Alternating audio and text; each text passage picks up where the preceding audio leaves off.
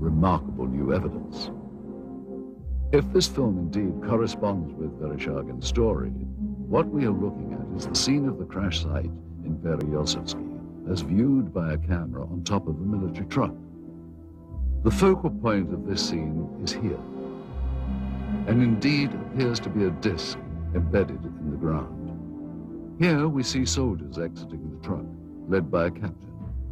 The troops are met by another officer, this one a major, and then they join other soldiers and officers already on the scene.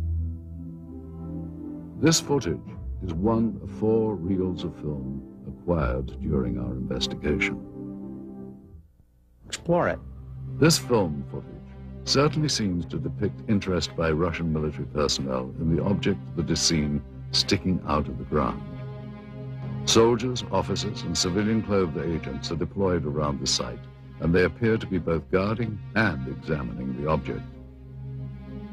This is what we found on one of the 4 reels of film obtained in Russia.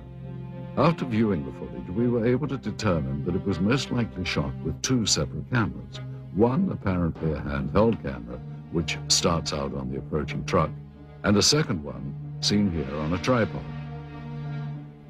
As the soldiers march past, you can see the cameraman turn to follow the troops. Here we cut to the other angle, the point of view from the tripod camera. And here you see the handheld camera as the truck pulls up. Both cameras change vantage points several times during the film, as if to get better views or perhaps under orders of a superior. From this angle, we see yet more troops arrive. Author Veniamin Vereshchagin described... Вы знаете, в дальнейшем события приняли более такой масштабный характер. По просьбе КГБ были привлечены... On the KGB request, Soviet army... And here you see the man who is probably the head KGB agent directing the cameraman to point his camera toward the disc. A total of almost 1,200 feet of negative were recovered just on this crash site. It is possible that more film was shot, but this is all that we were able to obtain.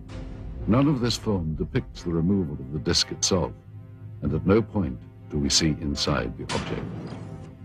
From this angle, we do see the handheld camera shooting behind or inside the disc. However, that footage, if it was in fact ever shot, was not included in the cans of film we acquired. We can only speculate that it may still be at large.